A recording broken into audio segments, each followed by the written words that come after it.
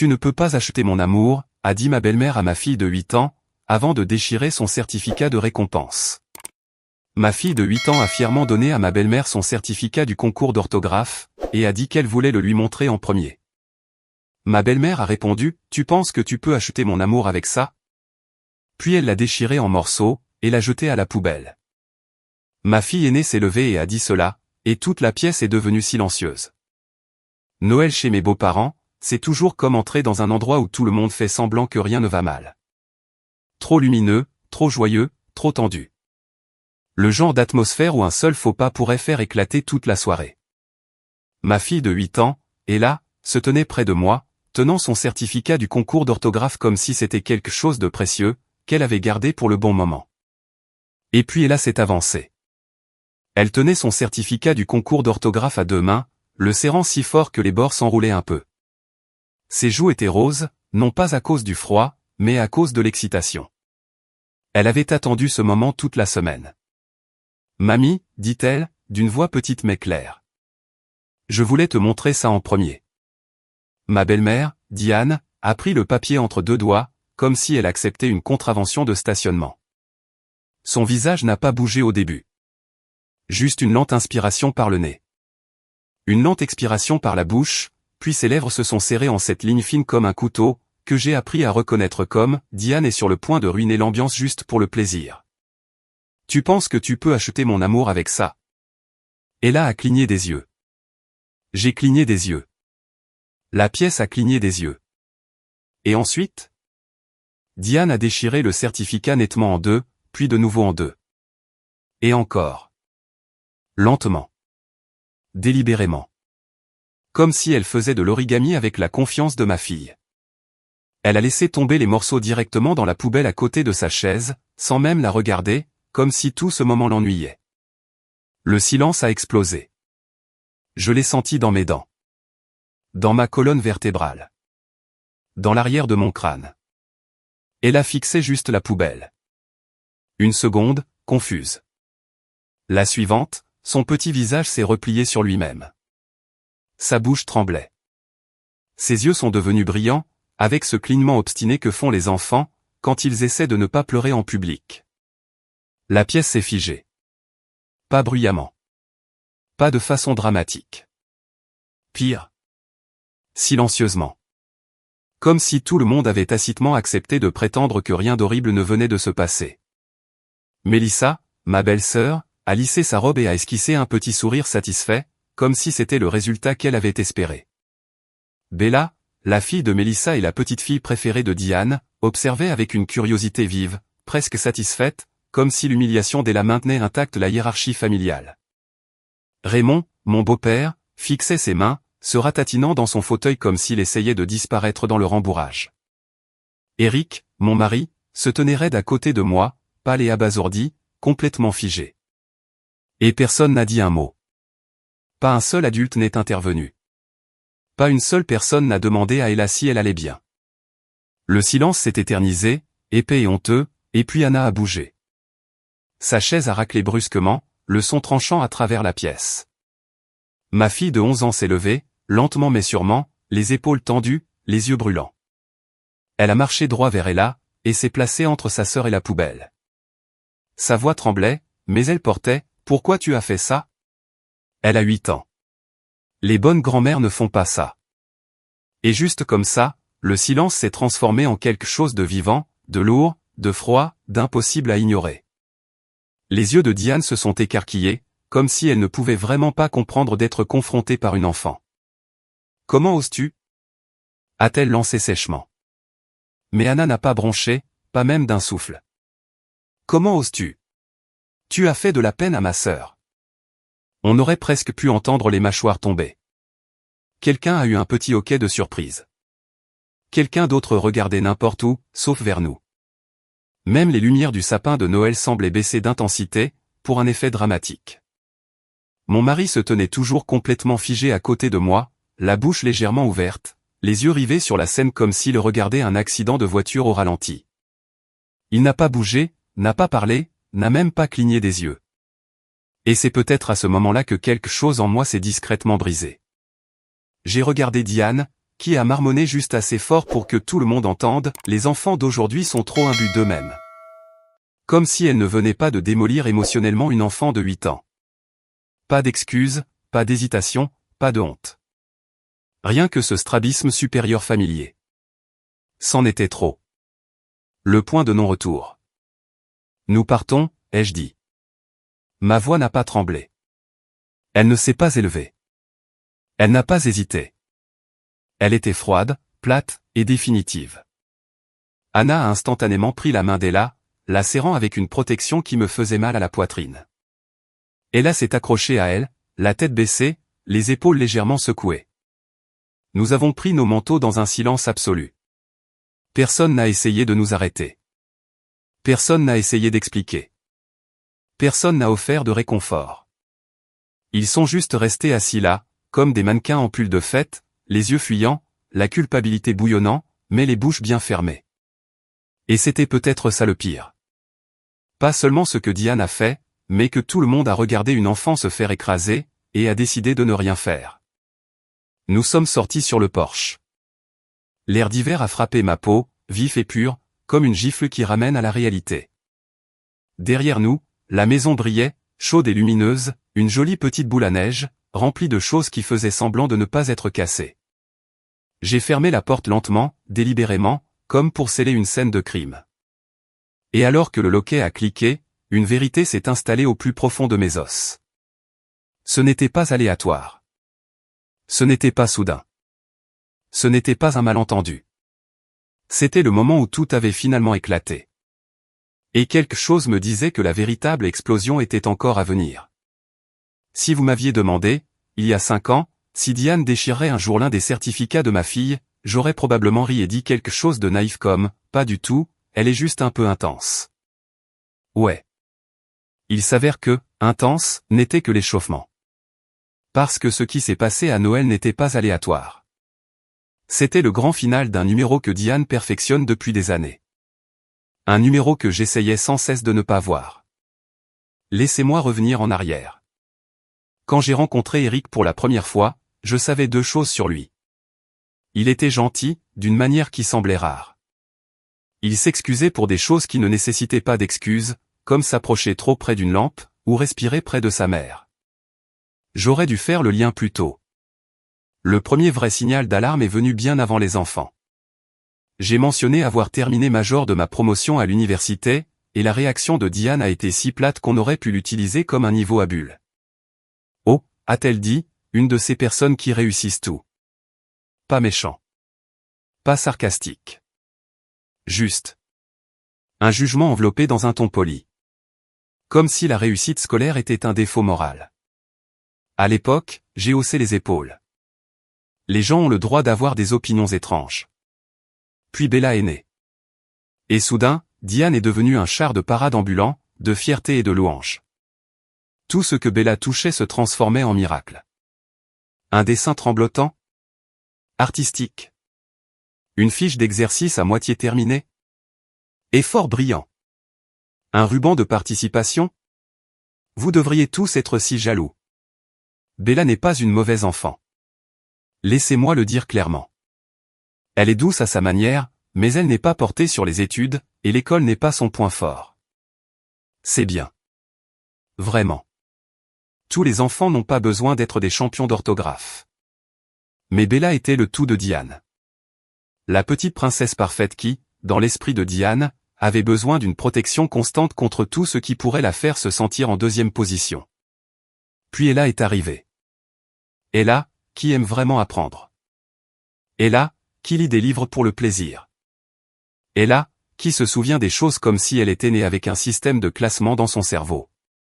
Ella, qui rapportait de vraies réussites. Des certificats d'orthographe, des prix de lecture, des petits mots des enseignants disant « elle s'en sort si bien ».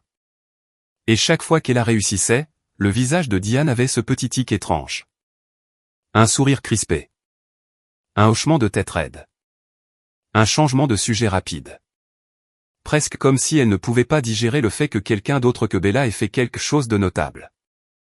Pendant ce temps, quand Bella montrait quelque chose n'importe quoi, Diane réagissait comme si on venait de lui remettre un prix Nobel. Au début, j'ai essayé de trouver des excuses. Oh, elle est juste excitée d'être grand-mère. Oh, elle exprime juste les choses différemment. Oh, peut-être qu'elle est fatiguée. Mais Anna, ma discrète et observatrice Anna, a tout de suite vu clair. Mamie aime seulement quand on lui montre des choses si ce sont de petites choses, m'a-t-elle dit une fois. Si c'est quelque chose de bien, elle devient bizarre. Je me souviens l'avoir regardée fixement, voulant la contredire, mais sachant qu'elle avait raison. Et puis est venu le moment où tous les soupçons à moitié formés se sont assemblés. C'était quelques mois avant Noël. Ella venait de gagner un prix de classe, pas une grande compétition, juste une véritable réussite pour laquelle elle avait travaillé. Elle l'a apporté pour le montrer à Diane lors d'une visite. Diane y a jeté un coup d'œil, a forcé un petit sourire, et m'a prise à part plus tard. Tu devrais lui dire de ne pas aller parader avec ces choses. Ça peut blesser les sentiments d'autres enfants. J'ai cligné des yeux. Quels autres enfants? Les yeux de Diane se sont tournés directement vers Bella, puis de nouveau vers moi. Je veux dire, n'importe quel enfant pour qui ce n'est pas aussi facile que pour elle, a-t-elle lancé, soudainement irritée. Et voilà, la vérité autour de laquelle elle avait tourné. Diane interprétait les réussites d'Ella comme des attaques contre Bella. Pas de la vantardise, pas de l'arrogance, pas de la fierté, juste le fait d'exister. Juste d'être bonne à quelque chose. Juste d'éclipser Bella par accident. À partir de ce moment, tout s'est emboîté. Quand Bella avait un petit moment, et qu'Ella en avait un plus grand, Diane devenait froide. Quand Ella rapportait quelque chose d'impressionnant, Diane le rejetait comme de l'esbrouffe. Quand Bella réussissait quelque chose de petit, Diane agissait comme si elle avait obtenu une bourse pour Harvard. Il ne s'agissait pas d'humilité. Il ne s'agissait pas de valeur. Il s'agissait de hiérarchie. Et Ella grimpait trop haut pour le confort de Diane. Anna a tout vu. Avant même qu'Ella comprenne ce qui se passait, Anna avait déjà cessé de montrer à Diane ses propres réussites scolaires. Elle n'aime pas ça, a-t-elle dit. Elle est plus gentille quand je fais semblant de n'avoir rien fait. Cette phrase m'a un peu brisé. Et puis, il y a l'argent. Eric aidait financièrement Diane et Mélissa depuis des années. Discrètement. Régulièrement. Avec culpabilité. Ça a commencé par un prêt temporaire, puis une facture par-ci, une réparation par-là, et finalement des virements mensuels réguliers, que Diane traitait comme un salaire qu'elle avait gagné simplement en existant. Chaque fois que je remettais cela en question, Eric se repliait sur lui-même. Elle nous a élevés, disait-il. Elle a eu du mal. Elle a besoin d'aide. Et peut-être qu'elle en avait besoin. Mais il n'a pas fallu longtemps pour remarquer que Diane parlait de compassion comme d'une rue à sens unique, pointant directement vers elle. Et plus notre foyer devenait stable, plus Diane considérait les réussites d'Ella non pas comme quelque chose dont on pouvait être fier, mais comme quelque chose à ressentir. Elle ne protégeait pas les sentiments de Bella. Elle protégeait son propre fantasme. Bella au sommet, toujours. Ella en dessous d'elle, toujours. Alors, quand Ella s'est avancée à Noël, ravie, pleine d'espoir, fière, Diane n'a pas vu une enfant essayant de partager un moment spécial. Elle a vu une menace. Et elle a fait ce qu'elle fait toujours quand elle se sent menacée. Elle a réduit le problème à sa taille, et Noël était juste le moment où elle a cessé de le cacher. Parce que la vérité, c'est que nous marchions sur un champ de mine depuis des années. Diane a juste finalement marché dessus assez fort pour le faire exploser. Et aucun de nous n'avait la moindre idée de l'ampleur que cette explosion allait prendre. Au moment où nous sommes rentrés du cirque de Noël de Diane, je pensais que je n'étais plus capable de ressentir quoi que ce soit. J'avais tort.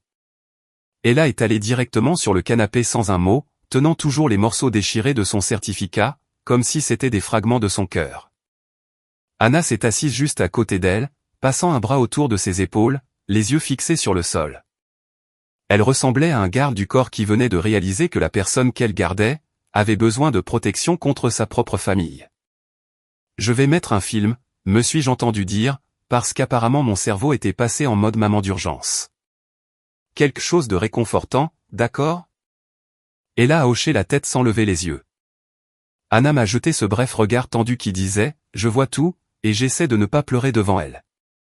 J'ai mis un dessin animé que personne n'allait vraiment regarder, puis je suis allé à la cuisine sur des jambes qui semblaient avoir été installées à la hâte par un mécanicien au rabais.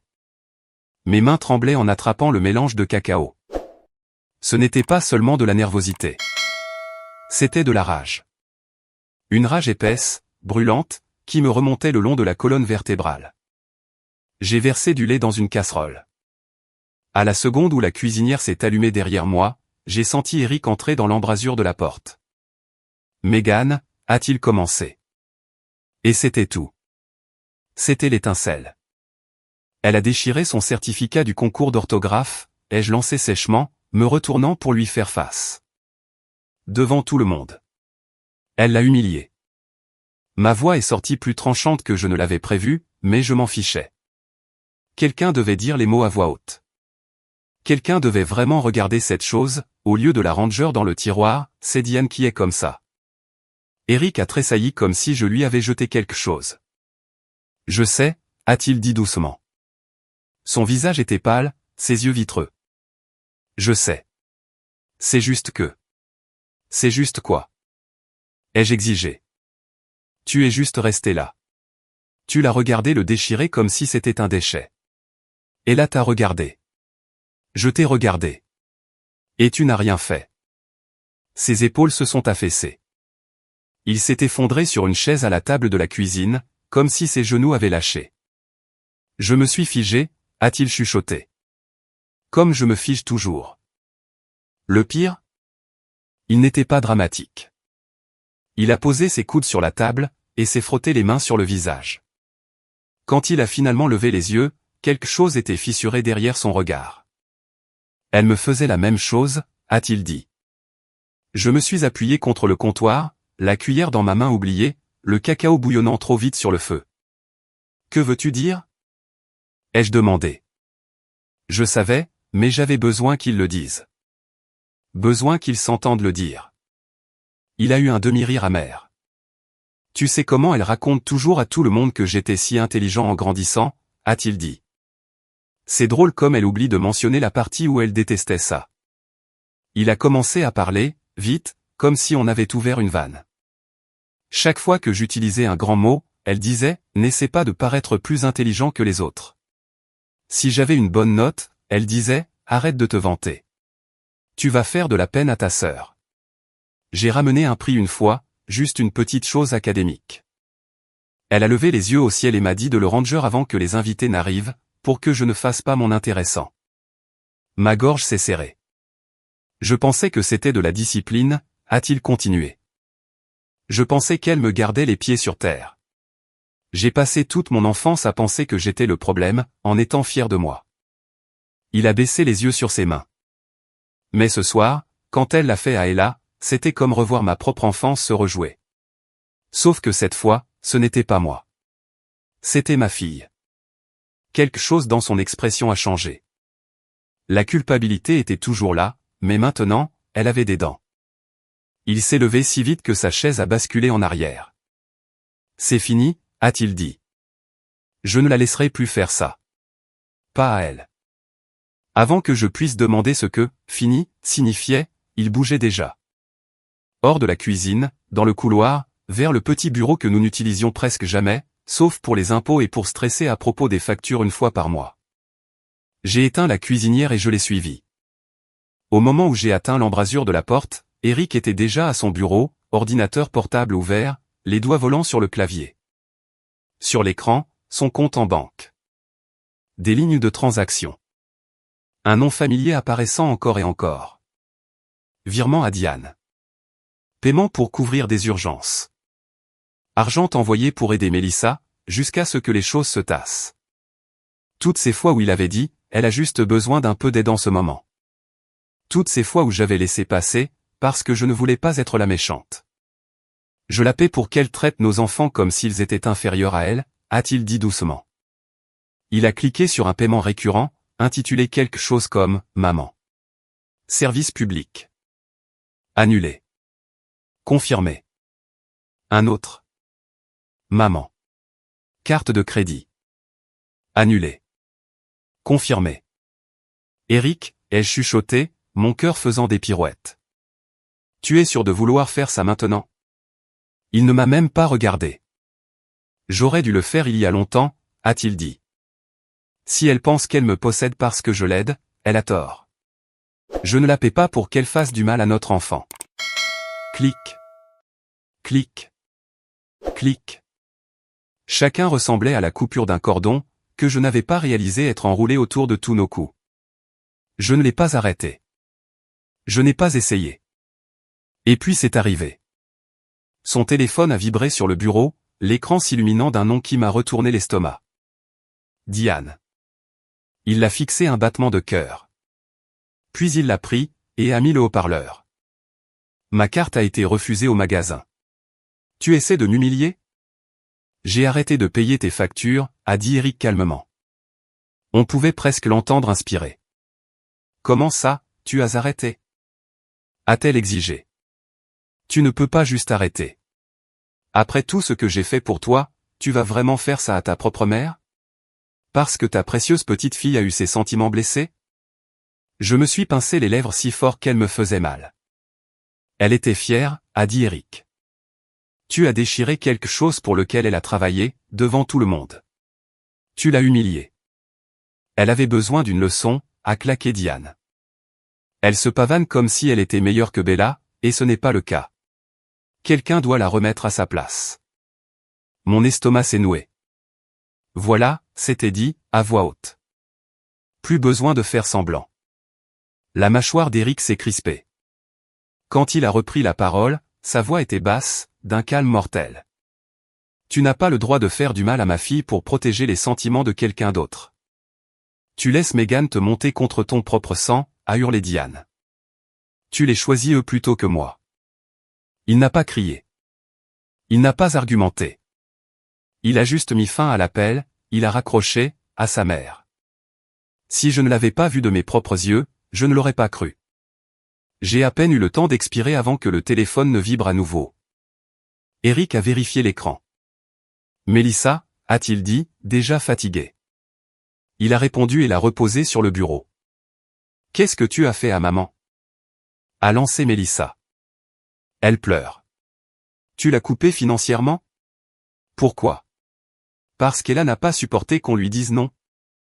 On ne lui a pas dit non, a dit Eric. Maman a déchiré son certificat. Elle l'a humilié. Oh, s'il te plaît, a gémi Mélissa. Ce n'est pas si grave. Ton enfant humilie Bella tout le temps avec ses trucs de trophée. Elle avait besoin d'apprendre qu'elle n'est pas la star de cette famille. J'ai senti mon cœur s'arrêter une seconde. J'ai entendu ma propre voix, à peine un murmure. Est-ce qu'elle vient de dire ça? La main d'Eric s'est crispée en un point. Alors tu l'admets, a-t-il dit. Tu penses qu'Ella devrait se faire toute petite, pour que ta fille ne se sente pas en insécurité. Eh bien, ouais, a rétorqué Mélissa. Ce n'est pas juste quand elle agit comme si elle était meilleure que tout le monde. Tu la laisses se vanter, et ensuite on reproche à maman d'essayer de maintenir un certain équilibre. Voilà. Sans déguisement. Sans enrobage. Juste la vérité brute et laide. La voix d'Eric tremblait, mais il n'a pas reculé. Si tu parles encore de ma fille comme ça, a-t-il dit, c'est fini entre nous. Tu jettes ta famille par la fenêtre, a hurlé Mélissa. Je protège la mienne, a-t-il dit. Et il a raccroché. Encore. Pendant un long moment, le seul son dans la pièce était celui de nos deux respirations, comme si nous venions de courir un marathon à travers le feu. Au bout du couloir, le film bourdonnait faiblement. Quelqu'un riait à la télé. Et là, non. Anna se tenait dans l'embrasure de la porte, les bras enroulés autour d'elle. Elle en avait assez entendu. On pouvait le voir dans ses yeux. Est-ce qu'on y retournera un jour? A-t-elle demandé doucement. Eric l'a regardée. L'a vraiment regardée. Comme s'il la voyait pour la première fois depuis des années, au lieu de voir ce que Diane voulait qu'il voie. Non, a-t-il dit. Pas après ça. Anna a hoché la tête une fois, comme si un verdict avait été rendu. Ella est apparue derrière elle, les yeux gonflés, serrant les morceaux recollés de son certificat. Pourquoi mamie n'aime pas quand je fais de bonnes choses? A-t-elle demandé. Cette simple phrase a fait plus mal que tout ce que Diane avait dit de toute la soirée. Je me suis accroupi devant elle. Mon bébé, ai-je dit, certaines personnes se sentent petites à l'intérieur, et au lieu de réparer ça, elle blesse les autres qui brillent. Ce n'est pas de ta faute. Tu n'as rien fait de mal. Tu as le droit d'être fier de toi. Eric s'est agenouillé à côté de nous, les larmes coulant enfin. Il a pris les deux filles dans ses bras, comme s'il s'accrochait à un radeau de sauvetage. Personne ne déchirera plus jamais tes réussites, a-t-il dit. Pas tant que je serai là, je le promets. Et pour la première fois ce jour-là, je l'ai cru. Ce que je ne savais pas encore, c'est que l'onde de choc de ces deux appels allait frapper Diane plus fort qu'elle ne l'aurait jamais imaginé. Si j'avais pensé que la crise de Noël et les deux appels téléphoniques nucléaires étaient la fin de l'histoire, j'étais adorablement naïve. Du genre à croire que le sèche-linge mange les chaussettes, naïve. Diane n'avait pas fini. Bien sûr qu'elle n'avait pas fini. Les femmes comme Diane ne lèchent pas leurs blessures, elles organisent une conférence de presse. 2 jours après que nous l'ayons coupée financièrement, je me suis réveillé avec 9 messages de parents à qui je parle à peine. As-tu vu ce que ta belle-mère a publié? Tu vas bien? Waouh! Rien de bon ne commence jamais par « As-tu vu ce qu'elle a publié ?» J'ai ouvert Facebook. Elle était là. Diane avait écrit un véritable manifeste, assez long pour être qualifié de dissertation d'admission à l'université, accompagné d'une photo d'elle, debout à côté de son sapin de Noël, ressemblant à la sainte patronne des mères souffrantes. Selon Diane, j'élevais des enfants arrogants, qui pensent que les trophées les rendent meilleurs que la famille. Ella avait brandi son certificat au visage de tout le monde. Et ma préférée, Diane l'avait, gentiment corrigée. Et c'est ce qui avait provoqué une réaction excessive et explosive, orchestrée par Meghan. J'ai littéralement reniflé de rire. Ella ne pourrait brandir quoi que ce soit au visage de qui que ce soit, même si vous la payez en autocollant de licorne. Il n'y avait aucune mention de déchirure, de poubelle, ou du fait que la correction douce était en fait une humiliation complète. Et puis Mélissa est entrée sur le champ de bataille. Elle a commenté sous la publication, comme si elle était la fan numéro 1 de Diane. Ella agit toujours avec supériorité. Certains enfants ont besoin d'être ramenés à l'humilité. Maman ne faisait que lui apprendre les bonnes manières. J'ai failli laisser tomber mon téléphone. Certains enfants ont besoin d'être ramenés à l'humilité. J'ai résisté à l'envie d'écrire, oui, certains adultes ont besoin d'être emprisonnés. Et puis, parce qu'apparemment elle était engagée dans son rôle, Mélissa a posté un deuxième commentaire, insinuant que Bella avait été harcelée par cette vantardise constante. Harcelée. Par une enfant de 8 ans tenant un certificat. Je me suis assise sur le bord de mon lit, étourdie par un mélange de rage, d'incrédulité, et de cette horrible gêne par procuration que l'on ressent, quand quelqu'un s'humilie publiquement en toute confiance.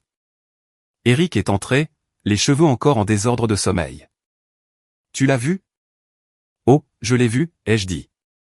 J'ai aussi vu Mélissa auditionner pour le rôle de la pire personne de 2024. Il a pris mon téléphone. A lu en silence. Sa mâchoire s'est crispée.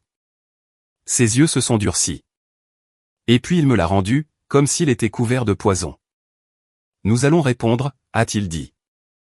Mon estomac s'est retourné. Je n'étais pas sûr si c'était de la peur ou de l'adrénaline. Tu es sûr? Ai-je demandé. Je veux dire, elle se ridiculise déjà toute seule. Elle monte sur notre enfant, a-t-il dit. C'en est fini de les laisser contrôler le récit. J'ai hoché la tête. Il avait raison. Je détestais qu'il ait raison. Mais il l'avait. Nous nous sommes assis ensemble sur le canapé, le même canapé où Ella avait pleuré 2 nuits plus tôt, et nous avons écrit une publication. C'était court, calme, factuel. L'opposé de la diatribe essai de Diane. Il y a 2 jours, Ella a montré à sa grand-mère un certificat du concours d'orthographe dont elle était fière. Sa grand-mère l'a déchiré en morceaux et l'a jeté à la poubelle. Ce n'était pas la première fois qu'elle rejetait ou se moquait des réussites de nos enfants. Nous choisissons de prendre nos distances avec ce côté de la famille. Nous avons joint une photo du certificat d'Ella recollée, et des captures d'écran des SMS de Diane. Ramène-la un peu sur terre. Ne la laisse pas voler l'attention de Bella. Elle doit rester humble pour le bien de tous. Nous n'avons rien ajouté de dramatique. Nous n'avons accusé personne de crime. Nous avons laissé la vérité parler d'elle-même. Et la vérité? Elle est bruyante. Les commentaires ont commencé à affluer, comme si quelqu'un avait ouvert les vannes. Attendez. Elle l'a déchiré? Qui fait ça à un enfant? Je pensais qu'Ella se vantait. Je me sens mal maintenant. C'est tellement toxique. Quelqu'un que je ne connaissais même pas a écrit « Je suis désolé. Mon grand-père faisait quelque chose de similaire. » Ça vous marque. Puis est venu celui qui a tout changé. Elle m'a fait la même chose quand j'ai gagné un prix au lycée. Je ne l'ai jamais oublié. Un cousin d'Eric. Quelqu'un qui était toujours resté neutre. Soudain, toute la section des commentaires s'est retournée. Les gens ont supprimé leur soutien antérieur à Diane. Quelqu'un a demandé à Mélissa si elle était fière de défendre une femme adulte qui déchire le certificat d'un enfant. Mélissa n'a pas répondu. Elle n'a pas publié pendant le reste de la journée. Diane est restée silencieuse, ce qui était honnêtement terrifiant. Comme le calme avant une tempête. Ou un procès. Ou Diane se pointant chez moi avec un mégaphone. Mais à la place, le téléphone a sonné. Pas Diane. Pas Mélissa. Richard. L'oncle d'Eric. Celui qui parle à peine, rend rarement visite, et a la présence émotionnelle d'une statue de pierre dans le hall d'une banque. S'il appelle, quelque chose se passe. Eric a répondu en haut-parleur. J'ai vu les publications, a dit Richard. Sa voix était calme, stable, troublante. Et j'ai parlé à plusieurs personnes. Oh, a dit Eric, les yeux s'écarquillant. D'accord. Ça a assez duré, a poursuivi Richard. Ta mère prend de l'argent à nous tous depuis des années. Ma mâchoire est tombée. À nous tous? Pardon? Richard n'a même pas fait de pause. Elle n'aura pas $1 de plus, a-t-il dit. Pas de moi. Pas de toi. Pas de quiconque sur qui elle s'appuyait. Avant que nous puissions respirer, avant que l'un de nous puisse traiter ses mots, il a lâché la bombe. J'ai déjà déplacé l'argent que je lui envoyais chaque mois, dans 2 fonds d'éducation, un pour Ella, un pour Anna. Ma bouche est devenue sèche. Elles auront chacune un bon départ pour l'université, ou pour les programmes qu'elles voudront, a-t-il dit. C'est fait. J'ai dû m'asseoir.